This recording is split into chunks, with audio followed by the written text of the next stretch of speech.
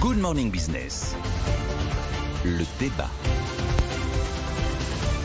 Mais oui, est-ce qu'il faut s'en inquiéter? Parce que d'habitude, quand il y a une crise économique, on importe moins. En plus, le pétrole baisse. En général, ça se rétablit un peu, ça se redresse. Là, ça s'aggrave. Qu'est-ce qui se passe? Il y a un effet compensateur qu'on a pu observer dans des moments un peu de dépression comme ça, avec des prix de l'énergie qui baissent, c'est vrai. Quand l'activité mondiale ralentit, la demande d'énergie et le prix du pétrole recule. Et comme c'est l'une des principales composantes de la facture énergétique, et là, c'est vrai que le phénomène ne se produit pas, puisque on s'attend à avoir 79 milliards d'euros à Bercy de déficit de la balance commerciale. Vraiment, je parle bien de la balance commerciale.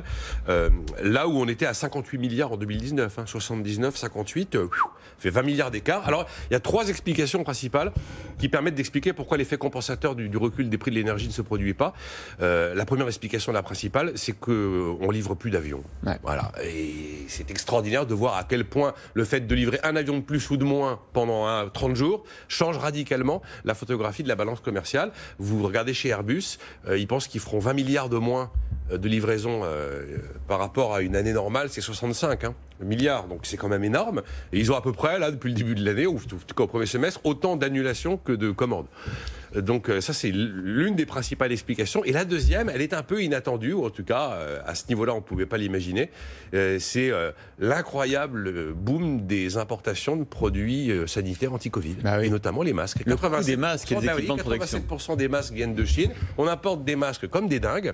Et donc là où on avait, sur le textile hors habillement, nous disent les douanes, des déficits qui se comptaient en millions d'euros, maintenant c'est en milliards d'euros. Et puis après, il y a eu un phénomène aussi post-confinement. Il y a quand même eu un boom de consommation post-confinement, et on sait que quand il y a un boom de consommation, ça fait de l'import et l'importation. Voilà. Donc vous avez trois éléments explicatifs pour essayer de comprendre pourquoi l'effet baisse des prix du pétrole n'est pas aussi sensible. Et là, il y a un chiffre des douanes qui est assez impressionnant. Ils considèrent que sa situation sanitaire a changé, donc finalement, comme on est aujourd'hui, il faut s'attendre à peu près à une facture Covid de 10 milliards comme ça tous les ans, si on devait être dans la situation sanitaire Covid-19. Alors, est-ce que c'est grave, Jean-Marc Daniel ? Je dirais oui et non. Ce qui me paraît intéressant dans cette affaire, c'est d'abord que les gens sont en train de découvrir que l'enjeu du commerce extérieur, c'est pas uniquement les exportations. On nous dit l'euro fort, ça nous pénalise. L'euro fort, ça baisse la facture énergétique.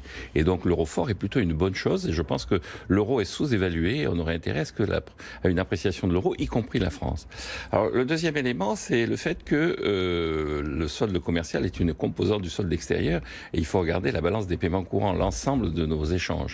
Et là, la détérioration est une détérioration qui est encore plus nette et plus sensible. La détérioration commerciale, elle est un peu dans l'histoire. Et c'est même, d'une certaine façon, ça prouve que notre économie est de plus en plus tournée vers les services. Et donc, ça, c'est une évolution qui est une évolution en soi qui n'est pas... Et donc, si la balance des paiements se dégrade, parce que dans les services aussi, on fait moins bien? Alors, on fait moins bien, c'est très net. Nous avons le déficit réel de la France, l'année dernière, c'était pas les 58 milliards qu'a annoncé Nicolas, c'était 16 milliards. Donc ça, c'était à peu près, compte tenu des erreurs et omissions, on n'était pas pratiquement à l'équilibre. Alors, et ce qui se passe, c'est sur la balance des paiements courants, il y a deux éléments qui sont en train de jouer contre nous, le tourisme. Le tourisme, bien sûr. Tourisme, on a un excédent touristique traditionnel de 20 milliards d'euros. Là, on est quasiment au mois de juillet, on était juste à l'équilibre. Et puis le deuxième élément, c'est sur les services financiers. On commence à avoir la baisse des rendements des placements financiers à l'étranger.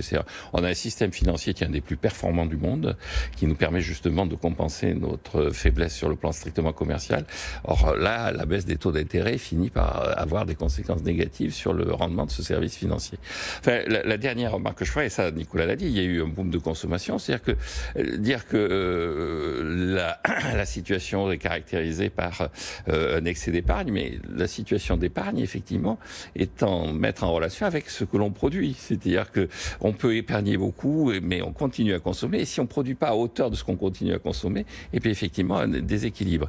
Et donc vous avez une relation assez naturelle qui explique qu'en réalité le déficit extérieur est assez lié au déficit budgétaire. C'est ce que les Américains appellent les twin deficits. Vous maintenez le revenu des gens par du déficit budgétaire, et la conséquence, c'est que vous avez des importations et du déficit extérieur. Si j'étais Jean-Marc Daniel, je dirais comme quoi il faut travailler plus et produire plus. Mais oui, c'est pas possible. Bon, si on prend la simple avec quoi je suis d'accord avec cette formule. Si on prend la simple composante déficit commercial uniquement pour 2020, l'INSEE quand même pense que ça nous mange 2 points de croissance. Ouais. Enfin 2 points de PIB, pardon, 2 points de PIB. Ça se paye, oui, d'un moment. ces déficits.